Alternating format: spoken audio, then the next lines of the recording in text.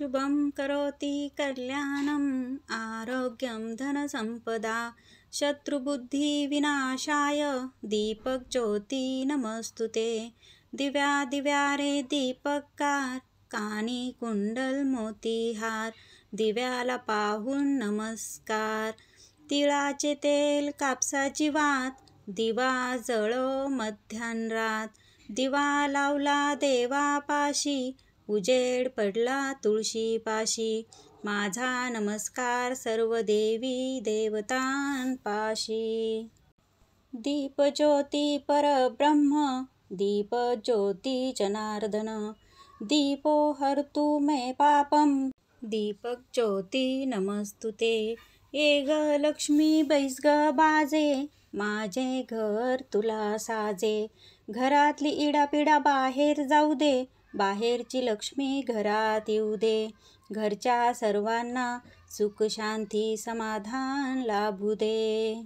नमस्कार मंडळी, मी अनिता आपल्या चॅनलमध्ये तुमचं खूप सारं स्वागत करते। नवरात्रीच्या 9 दिवसांमध्ये दुर्गा मातेच्या आपण 9 रूपांची पूजा करतो। त्यामध्ये पहिल्या दिवशी म्हणजे घटस्थापनेच्या दिवशी आपण मातीचा घट बसवतो। त्यामध्ये 9 प्रकारचे धान्य हे पेरलं जातं आणि मधोमध आपण मातीचा घट हा ठेवत असतो। प्रत्येक दिवशी 9 दिवस आपण वेगवेगळी प्रकारची पाना फुलांची देवीला म्हणजेच घटाला माळ घालतो। तर सकाळ संध्याकाळ देवीला धूप दीप आरती आणि देवीला नैवेद्य दाखवून देवीची पूजा करण्यात येते। बघा, ह्या 9 दिवसांमध्ये सतत घटाजवळ अखंड दिवासुद्धा तेवत ठेवला जातो। जितकं महत्त्व घटाला आहे तितकंच महत्त्व अखंड दिव्याला सुद्धा आहे। त्यामुळे आजच्या व्हिडिओमध्ये मी तुम्हाला नवरात्रीच्या 9 दिवसांमध्ये अखंड दिवा कसा लावावा, तो दिवा कोणता असावा, म्हणजे तो कशाचा असावा आणि त्यात वात कोणती असावी, त्याचबरोबर दिवा तेलाचा की तुपाचा, दिवा जर तुम्ही तेलाचा निवडलात तर त्यापैकी त्यात तेल कोणतं असावं, तो दिवा घटाच्या कोणत्या बाजूस ठेवायचा, त्याचबरोबर त्या दिव्याची योग्य दिशा कोणती, अखंड दिवा प्रज्वलित करण्याची योग्य वेळ कोणती, दिव्याला काजळी आली तर ती कशी काढायची, किंवा अचानक काही कारणास्तव जर दिवा विझला तर कोणता उपाय करायचा, असे सर्व अखंड दिव्याचे सर्व नियम मी आज तुम्हाला या व्हिडिओमध्ये सांगणार आहे। आणि हा व्हिडिओ हा प्रत्यक्षसुद्धा तुम्हाला दाखवणार आहे, तेव्हा व्हिडिओ शेवटपर्यंत पहा। चॅनलवर तुम्ही नवीन असाल, अजूनपर्यंत चॅनलला सबस्क्राईब केलं नसेल तर चॅनलला जरूर सबस्क्राईब करा आणि व्हिडिओ पाहत असताना कमेंट्समध्ये जय माता दी लिहायला विसरू नका। चला तर लगेचच व्हिडिओला सुरुवात करते। बघा, वास्तुशास्त्रानुसार आपल्या हिंदू धर्मामध्ये कोणतेही शुभ कार्य करताना किंवा रोजची देवपूजा करताना सुद्धा सर्वात आधी दिवा प्रज्वलित केला जातो। मग तो दिवा रोजच्या देवपूजेतला असो मग किंवा या नवरात्रीचा अखंड दिवा, तो थेट जमिनीवर लावायचा नसतो। त्याला आपण एकतर फुलांचं आसन द्यावं किंवा अक्षदा द्यावा, किंवा बघा काही जण एक छोटासा चौरंग मिळतो तो खास दिव्यासाठी वापरला जातो। म्हणजे थोडक्यात सांगायचं झालं तर बघा, दिव्याला आसन द्यावं असा देवपूजेतला नियम आहे। तर प्रामुख्याने नवरात्र उत्सवामधील अखंड दिवा लावताना हा तुम्ही दिव्याला अष्टदल कमळ तुम्हाला काढायचं असतं। मग अष्टदल कमळ हे तुम्ही वेगवेगळ्या पद्धतीने काढू शकतात। तुम्ही हे अष्टदल कमळ हे धान्याने सुद्धा काढू शकता, किंवा तुम्ही यामध्ये फक्त तांदळाचा वापर करून त्याला हळदी कुंकवाने त्याच्या अक्षदा बनवून त्याचं सुद्धा तुम्ही काढू शकता, किंवा काही ठिकाणी हे अष्टदल कमळ फक्त हळदी कुंकाने सुद्धा काढलं जातं, किंवा कुणी फक्त हे कुंकवाने सुद्धा काढलं जातं। तर बघा, इथे मी फक्त कुंकू काढून त्याचं अष्टदल कमळ हे काढून घेतलेलं आहे आणि दिव्याला आसन म्हणून अक्षदासुद्धा त्या ताटामध्ये घेतलेल्या आहेत। तुम्ही जर अष्टदल कमळ काढणार असाल तर असं ताटामध्येच जर तुम्ही तांदळाने काढलं तर ते योग्य राहील, किंवा मग असं कुंकवाने काढलं तर ते योग्य राहील। कारण आपण ही पूर्ण अखंड दिवा हा 9 दिवस तेवत ठेवणार आहात। तर देवपूजेच्या तिथे जिथे आपण घटाची मांडणी केलेली असते तर तिथे खूप पसारा होऊन जाऊ नये, त्या अक्षदा इकडे तिकडे पांगू नयेत, म्हणून आपण याचा वापर करायचा आहे। तर बघा, अशा पद्धतीने अष्टदल कमळ काढून त्यामध्ये दिवा ठेवायचा आणि तुम्ही ही जी प्लेट आहे तर ती मी ह्या तांदळावर ठेवणार आहे, त्यामुळे मी दिव्याखाली अक्षदा ठेवल्या नाही, फक्त अष्टदळ कमळ काढून त्यावरच दिवा प्रज्वलित केलेला आहे. त्यानंतर बघा, नवरात्रीचा अखंड दिवा लावताना तो दिवा नेमकं कशाचा असावा, तो कसा असावा, तर बघा, तर तुम्ही दिवा प्रज्वलित करण्यासाठी किंवा नवरात्रीचा अखंड दिवा लावण्यासाठी तुम्ही इथे धातूचा किंवा दगडाचा असेल तोही चालेल, किंवा तुम्ही मातीचा दिवासुद्धा इथे वापरू शकता. फक्त तो दिवा खोलगट आणि आपल्या रोजच्या देवपूजेतल्या दिव्यापेक्षा थोडासा किंचितसा मोठा असावा, हा एक अखंड दिव्याचा नियम आहे. म्हणजे यामागे शास्त्रसुद्धा असं आहे की आपण हा दिवा 9 दिवस तेवत ठेवणार आहोत, तर आपल्याला सारखं त्यामध्ये तेल ओतावं लागू नये, किंवा म्हणजे तो दिवा विझणार नाही, किंवा तेल कमी पडलं यामुळे तो दिवा विझल्या जाणार नाही. यामुळे आपण या नवरात्रीच्या 9 दिवसांमध्ये आपण दिवा हा थोडासा किंचित मोठा असा ठेवला तरीसुद्धा चालतं. तर बघा, तुम्ही जर खोलगट मातीच्या दिव्याची जर निवड केली असेल तर ते सुद्धा शुभ मानलं जातं. तर बघा, मातीचा किंवा दगडाचा किंवा मग शुद्ध पितळेच्या दिव्याची तुम्ही निवड करा, कारण या नवरात्रीच्या अखंड दिव्याचे जे नियम आहेत त्यामध्ये या दिव्याला फार महत्त्व आहे, असं वास्तुशास्त्राचा नियम सांगतो.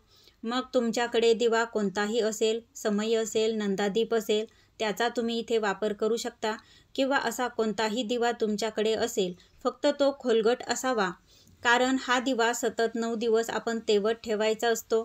आणि तो दिवा छोटा असेल तर मग त्यातील तेल सारखं संपून जाईल, आणि आपण जास्त तेल ओतलं तर त्याचे ओघळ येऊन ती देवपूजेच्या तिथली पूर्ण जागा खराब होऊन जाईल. त्यामुळे दिवा लहान असल्यामुळे तिथली सर्व असं तुमचा पसारा होऊन जाईल, आणि त्यामध्ये खोलगट दिवा छोटा असल्यामुळे त्यात आपण जी मोठी वात केलेली असते ती सुद्धा बसणार नाही. तर हे सर्व कारणं आहेत. तर त्यामुळे तुम्ही अखंड दिव्याची निवड करताना दिवा हा खोलगट आणि थोडासा मोठ्या दिव्याची तुम्ही निवड करा. तर बघा, त्यानंतर प्रश्न येतो की दिव्याला कोणती वात असावी. तर बघा, कुणी कापसाची वात तयार करतं, तर कुणी रक्षासूत्राची वात लावायची. या अखंड दिव्याची लावण्याची एक परंपरा आहे. तर त्यामध्ये कापसाची वात लावत असाल तर तुम्ही ती 1.25 हात लांब अशी तुम्हाला घ्यायची आहे आणि ती दुहेरी करून ती लावायची आहे. तर बघा, इथे एक नियम पाळायचा की केव्हा पण तुम्ही एक वातीचा दिवा लावू नये, त्यामुळे दुहेरी वात घ्यायची. आणि ती जर तुम्हाला रक्षासूत्राची जर तुम्हाला म्हणजेच आपण त्याला कलावा म्हणतो, त्याची जर तुम्ही वातीसाठी तुम्ही वापर करणार असाल तर बघा, ती वात तुम्ही 5 पदरी घ्यायची असते, आणि लांबीला ती पण 1.25 हातच तुम्हाला वात घ्यायची आहे. पण इथे मी तुम्हाला सुचवेल की तुम्ही कापसाचीच वात तयार करून लावा आणि ती 1.25 हात लांब अशी घ्यायची आहे. कारण बघा, 9 दिवस सतत ती तेवत राहिली तर अशात त्या रक्षासूत्राची वात ही 9 दिवस टिकेल नाही टिकेल. कारण आजकाल बाजारामध्ये एकदम असं सुती न मिळता ते एकदम असं टेरेकोट टाईपचं आपल्याला रक्षासूत्र मिळतं. तर तेव्हा जर तुम्हाला असं शुद्ध चांगलं जर तुम्हाला रक्षासूत्र मिळालं म्हणजेच कलावा मिळाला तर तुम्ही त्याचीसुद्धा इथे वातीचा त्याचा वापर करू शकता. किंवा तुम्ही साधा आणि सोपा म्हणजे आपल्या पारंपरिक पद्धतीने आपण जे आजीपासून जे पाहत आलेलो आहोत की कापसाची वात, तर तुम्ही नक्कीच कापसाच्या वातीची तुम्ही इथे निवड करून आणि तेही तुम्ही कापूससुद्धा चांगल्या क्वालिटीचा निवडून त्याची वात तयार करा. फक्त ती वात 9 दिवस सतत तेवत राहिली पाहिजे, एवढंच त्यामागचा उद्देश आहे.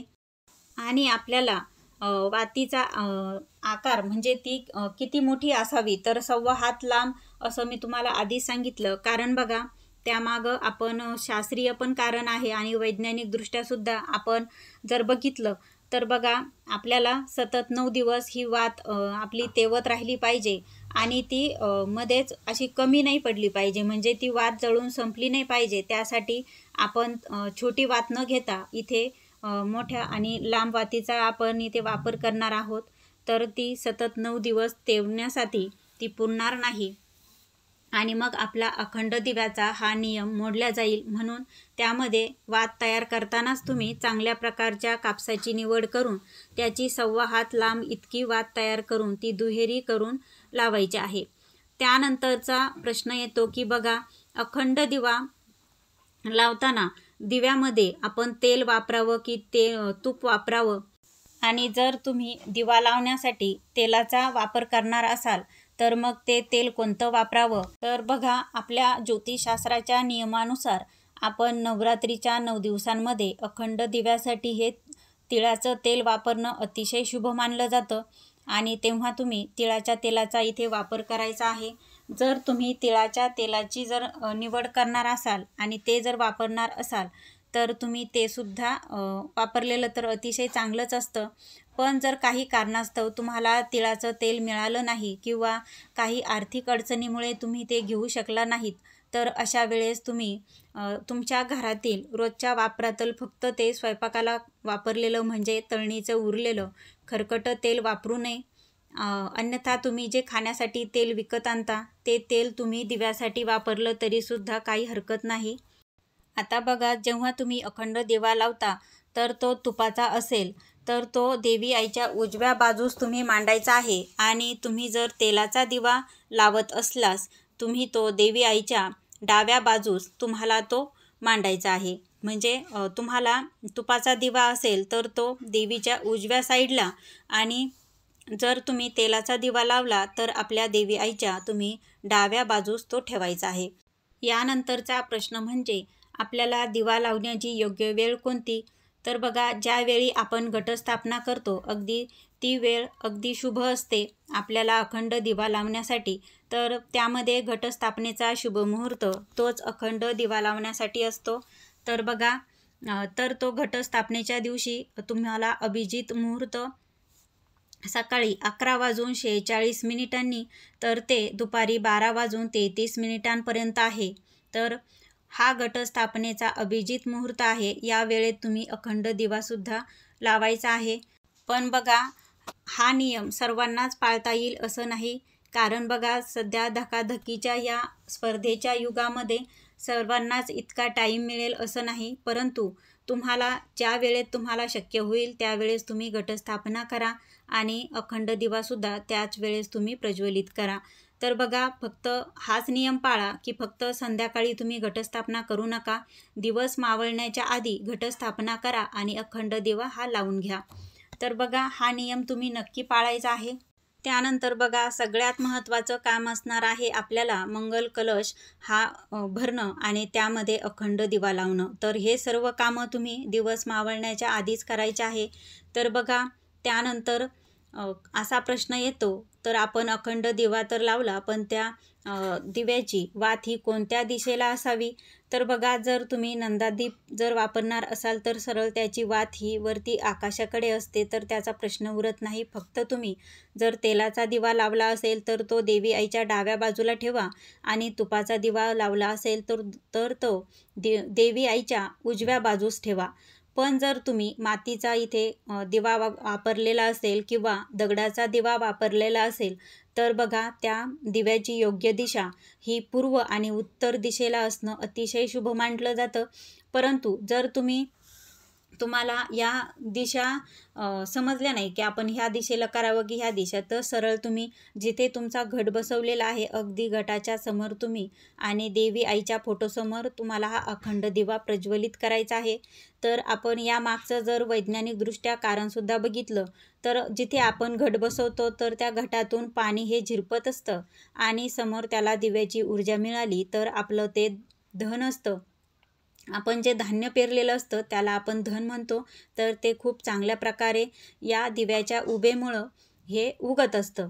तर हा सर्वसाधारण नियम तुम्ही लक्षात ठेवा आणि अखंड दिवा हा लावू शकता. अशातच तुम्हाला आणखी एक काळजी घ्यायची आहे अखंड दिवा लावताना. तर तो आपल्याला विझू द्यायचा नसतो, त्यासाठी आपण त्याची काळजी घेतली पाहिजे. तर बघा, आजकाल बाजारामध्ये अशा एक काच मिळते की ती गोलाकार असते आणि ती खाली आणि वर अशी मोकळी असते. फक्त आपण दिव्यावरती अशी ठेवून द्यायची, म्हणजे त्याने आपल्याला साईडचा त्या दिव्याला हवा लागत नाही आणि म्हणजे आपल्या घरातील जर फॅन वगैरे तुम्ही या 9 दिवसात अशा ठिकाणी घटस्थापना करा, म्हणजे तिथे त्या देवघराच्या खोलीमध्ये तुम्ही फॅन नका लावू, म्हणजे तो दिवा विझणार नाही. आणि जर तुम्हाला फॅन लावायचा असेल तर बघा, तुम्ही इथे तो काचेचा वापर करू शकता आणि त्यावर तुम्हाला एक जाळीदार झाकणसुद्धा मिळतं, तर ते सुद्धा तुम्ही त्या दिव्यावर ठेवून त्याची अशा प्रकारे काळजी घेऊ शकता. तर बघा, त्याचबरोबर आपण आपल्या घरातील लहान मुलांची सुद्धा काळजी घ्यायची, की त्यांना ह्या गोष्टी समजत नसतात, की दिव्याच्या अग्नीने आपल्याला चटका बसू शकतो. मुलं खेळताना तो दिवा खाली काढू शकतात, तर त्यामुळे त्यांनाही तुम्ही लक्ष द्यायचं आहे. त्याचबरोबर आपल्या घरातील जे पाळीव प्राणी असतात त्यामध्ये मांजर आहे, कुत्रा आहे. तर बघा, आजकाल तर आपण असं बघतो की कुत्रेसुद्धा घरामध्येच असतात आणि तर समजा आणि मांजर तर आपल्या घरातच असते. तर बघा, अशा वेळेस तुम्ही खास करून मांजरीवर जास्त असं लक्ष ठेवायचं आहे. तर बघा, असं दिव्याच्या आणि तेलाचा जर वास आला तर मांजरीला तेलकट खाण्याची इच्छा होत असते आणि ती जळती वातसुद्धा पळवू शकते. आणि तिला जेव्हा तिच्या तोंडाला चटका बसला तर ती जळती वात ही तोंडातून खाली टाकते. मग तिथे काही कपडे असतील किंवा गादी असेल तर ती अचानक पेट घेऊ शकते. तर अशा दुर्घटना जर टाळायच्या असेल तर तुम्हाला अखंड दिवा लावताना ही सर्व काळजी घ्यायची आहे. त्यानंतर बघा, आपण हा अखंड दिवा लावताना आपण किती पण जरी चांगलं तेलाचा वापर केला किंवा तुपाचा वापर केला तर काजळी ही येणारच आहे. तर बघा, तुम्ही इथे चिमट्याचा वापर करून तुम्ही काजळी काढू शकता किंवा तुम्ही जे बर्ड्स भेटतात तर त्याच्या साहाय्याने सुद्धा त्या दिव्याची काजळी काढू शकता. तर आपल्या या 9 दिवसांमध्ये दिव्याचं फूलसुद्धा तयार होईल. तर अशा वेळेस तुम्ही ते अलगद चिमट्याच्या साहाय्याने तुम्ही ते बाजूला करायचं आहे आणि आपल्याला दिवा हा विझू द्यायचा नसतो.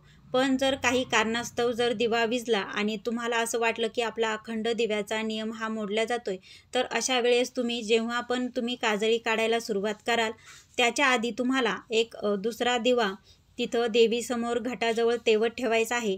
म्हणजे जरी चुकीने तो दिवा आपल्याकडून जर विझल्या गेला काजळी काढताना, तरीसुद्धा आपला अखंड दिव्याचा नियम हा मोडला जाणार नाही. लगेचच दुसरा दिवा तिथे तेवत असणार आहे. तर हा एक तुम्ही पद्धत वापरू शकता. किंवा तुमचं लक्षात आलं नाही, तुम्ही काही कारणास्तव जर समजा बाहेर आहात किंवा काही कामात आहात आणि तेवढ्या वेळात जर तुमचा दिवा तेल संपल्यामुळे किंवा हवा लागल्यामुळे काही कारणास्तव जर तो दिवा शांत झाला असेल, तर बघा, अशा वेळेस लगेचच घाबरून जाऊ नका, मनात कसल्याही शंका ठेवू नका. तुम्ही देवीला हात जोडून क्षमा याचना करायची आहे, प्रार्थना करायची आहे आणि देवीचा तुम्ही जो 999 मंत्र आहे तो तुम्ही 11 वेळा, 16 वेळा किंवा 108 वेळा तुम्ही 999 मंत्र म्हणू शकता आणि देवीला क्षमा मागून पुन्हा आपण अखंडित दिवा हा प्रज्वलित करायचा आहे. आणि तुम्हाला दिवा प्रज्वलित करताना सुरुवातीला जो मी तुम्हाला दिव्याचा मंत्र म्हणून दाखवला तर तो सुद्धा तुम्ही इथे म्हणू शकता. किंवा तुम्हाला इतका मोठा म्हणायचा नसेल तर तुम्ही अगदी शॉर्टकट 2 ओळीचा सुद्धा शुभम करोती तर तो मंत्र म्हणू शकता. परंतु बघा, माझ्या मते असं वाटतं की अखंड दिवा प्रज्वलित करताना तुम्ही आपल्या अगदी आजी म्हणायची त्या पद्धतीचा तो दिव्याचा मंत्र आहे. तर मी माझ्या आजीकडूनच तो मंत्र शिकलेली आहे. तर बघा, तो मंत्र तुम्ही इथे तो म्हणू शकता. आणि मंडळी, तुम्हाला ह्या व्हिडिओमध्ये मी अगदी समजावून सांगण्याचा प्रयत्न केलेला आहे जे अखंड दिव्याचे नियम आहेत ते. तरी पण तुम्हाला जर काही शंका असेल तर तुम्ही मला लगेचच कमेंट करून ती सांगू शकता, विचारू शकता. तर तुम्हाला जर आजच्या व्हिडिओमधली माहिती आवडली असेल तर तुम्ही व्हिडिओला लाईक करा. चॅनलला तुम्ही अजूनपर्यंत सबस्क्राईब केलं नसेल तर लगेचच चॅनलला सबस्क्राईब करून ठेवा. व्हिडिओ संपूर्ण पाहिल्याबद्दल तुमचे मनापासून धन्यवाद. भेटूया पुन्हा नवीन व्हिडिओसोबत. तोपर्यंत